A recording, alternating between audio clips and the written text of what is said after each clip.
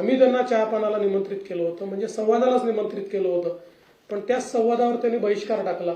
म्हणजे मला याचा अर्थच समजला नाही की संवादावर बहिष्कार टाकायचा आणि संवाद साधा अशा प्रकारे त्या ठिकाणी पत्रकार परिषदेत म्हणायचं.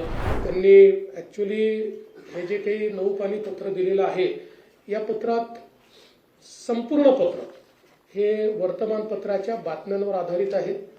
तर त्या बातम्यांसोबत त्यांनी सरकारने दिलेला खुलासा जरी वाचला असता तरी 9 पानाचं पत्र अर्ध्या पानात त्यांना निश्चितपणे देता आलं असतं.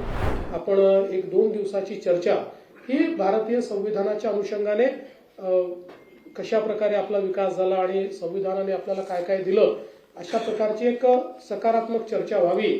म्हणजे ते लाल संविधान पकडून करतात तशा प्रकारची नाही. विरोधी पक्षाचं कामकाज चाललेलं आहे हे आपण बघितलं पाहिजे. खरं तर चहापानावर त्यांनी बहिष्कार घातला. आत्ता त्यांना ही संधी होती, जेव्हा नवीन सरकार बनतं त्यावेळी पहिल्या अधिवेशनाला बाबा एक सकारात्मक चर्चा आपण करूया अशा प्रकारची संधी होती. त्यांनी संवाद स्थापित करावा असं आपल्या पत्रकार परिषदेत म्हटलं, पण संवादाचं सगळ्यात मोठं माध्यम जे होतं, आम्ही त्यांना चहापानाला निमंत्रित केलं होतं, म्हणजे संवादालाच निमंत्रित केलं होतं, पण त्या संवादावर त्यांनी बहिष्कार टाकला. म्हणजे मला याचा अर्थच समजला नाही की संवादावर बहिष्कार टाकायचा आणि संवाद साधा अशा प्रकारे त्या ठिकाणी पत्रकार परिषदेत म्हणायचं. पण मला असं वाटतं की काही हरकत नाही. त्यांनी ऍक्च्युली हे जे काही 9 पानी पत्र दिलेलं आहे, या पत्रात संपूर्ण पत्र हे वर्तमानपत्राच्या बातम्यांवर आधारित आहे. तर त्या बातम्यांसोबत त्यांनी सरकारने दिलेला खुलासा जरी वाचला असता तरी 9 पानाचं पत्र अर्ध्या पानात त्यांना निश्चितपणे देता आलं असतं. पण हरकत नाही, त्यांनी पुन्हा हे सगळे मुद्दे जर हाऊसमध्ये मांडले तर आम्ही त्याची उत्तरं त्या ठिकाणी देण्याकरता तयार आहोत. 2 महत्वाच्या चर्चा आपण या सभागृहामध्ये ठेवलेल्या आहेत. 8 मार्चला पुण्यश्लोक अहिल्यादेवी होळकर यांच्या 300व्या जन्मशताब्दीच्या निमित्ताने एक चर्चा आपण ठेवली आहे, ज्याच्यामध्ये महिला दिन असल्यामुळे सक्षमीकरणाचा जो सगळा मुद्दा आहे त्या अनुषंगाने ही चर्चा एक सकारात्मक अशा प्रकारची चर्चा आहे.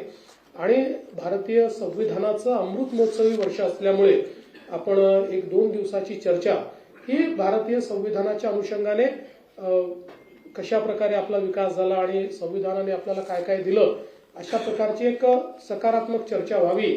म्हणजे ते लाल संविधान पकडून करतात तशा प्रकारची नाही. तर माझी अपेक्षा आहे की संविधान वाचून किंवा त्यातल्या तरतुदी समजून आमचा विरोधी पक्ष देखील त्याच्यावर एक चांगली सकारात्मक चर्चा करेल अशी माझी या ठिकाणी अपेक्षा आहे. खरं म्हणजे आत्ताच शिंदे साहेबांनी सांगितलं की अलीकडच्या काळामध्ये रोज मला एक स्थगितीची बातमी पाहायला मिळते आणि मी स्थगिती दिलेली आहे असं मला रोज ऐकायला मिळतं. मग मला विचारावं लागतं माझ्या ऑफिसला की आपण कधी दिली. मग ते म्हणतात की आपल्याकडे जर अशी फाईलच आली नाही. मग मला शोधून काढावं लागतं. अलीकडच्या काळामध्ये 2 गोष्टी माझ्या असं लक्षात आल्यात, मी तुम्हाला विनम्रपूर्वक सांगू इच्छितो.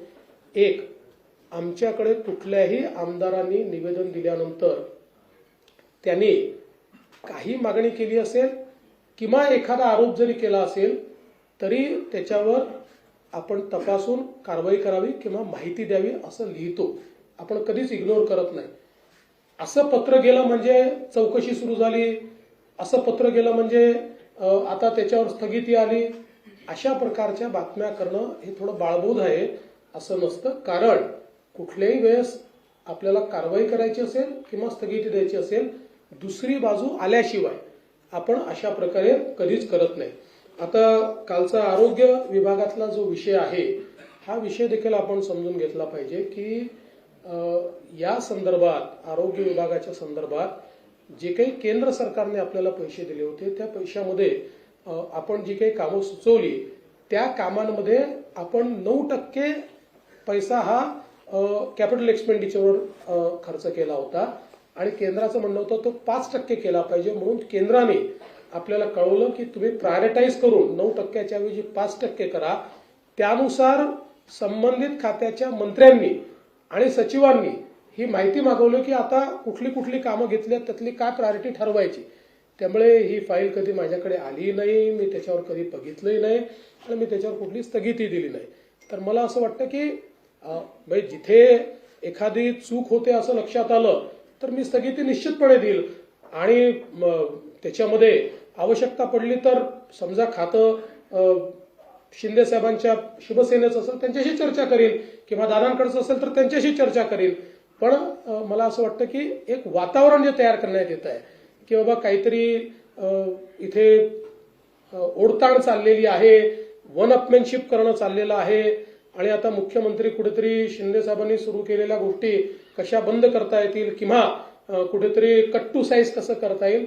तर मला असं वाटतं की हे अतिशय चुकीचं आहे आणि माझी आपल्याला एका गोष्टीची अगदी विनम्रतापूर्ण विनंती आहे की आणि हे तत्वही आहे की आपल्याकडे एखादी बातमी आली तर दुसरी बाजू घेतल्याशिवाय ती बातमी आपण छापत नाही. आम्ही नाही दिली, समजा आम्हाला मागितली, सरकारला मागितली, आम्हाला मागितली आणि आम्ही सांगितलं की आम्हाला नाही बोलायचं तर सिंगल बाजू आली पाहिजे.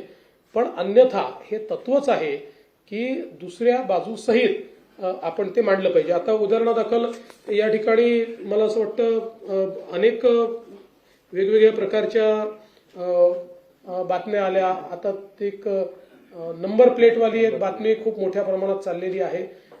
त्या संदर्भातही बातमी खूप मोठी आली पण त्याच्यावरचा खुलासा मात्र काही सगळ्यांनी दिला नाही. कारण इतर राज्यांनी रेट ठरवला एक्सक्लुडिंग जीएसटी आणि एक्सक्लुडिंग फिक्सिंग चार्जेस आणि महाराष्ट्राने रेट ठरवताना इन्क्लुडिंग जीएसटी आणि इन्क्लुडिंग फिक्सिंग चार्जेस. आता त्यांचा जीएसटी आणि फिक्सिंग चार्जेस जर आपण बघितले तर आमच्याकडे कंपॅरेटिव्ह स्टेटमेंट आहे, कुठल्याही राज्यापेक्षा आपण पुढे नाहीत. सगळ्या राज्यांचे कंपेरेबल रेट्स आपल्या रेटमध्ये एखाद दोन याच्यात तर 5-10% काही राज्यांपेक्षा कमीच आहोत आपण. त्यामुळे मला असं वाटतं की हा विषय समजा हे सगळी आहेच. आता म्हणजे याच्यामध्ये आपण जर बघितलं तर आता समजा टू व्हीलर करता आंध्र प्रदेश 451 आहे, बिहार 451 आहे, गोवा 465 आहे, गुजरात 468 आहे, त्याच्यानंतर हरियाणा, हिमाचल प्रदेश, कर्नाटक 451 आहे, मध्य प्रदेश, मेघालय, एनसीटी, दिल्ली 465, 468 आहेत, ओडिसा तर 506 आहे, छत्तीसगड, चंदीगड, यूटी पण 506 आहे, वेस्ट बेंगॉल 506 आहे, महाराष्ट्र 450 आहे. म्हणजे या सगळ्या राज्यांपेक्षा जेव्हा आपण यांचं एकत्रितपणे त्या ठिकाणी बघतो त्यावेळी आपल्या असं लक्षात येतं हे कमी आहे.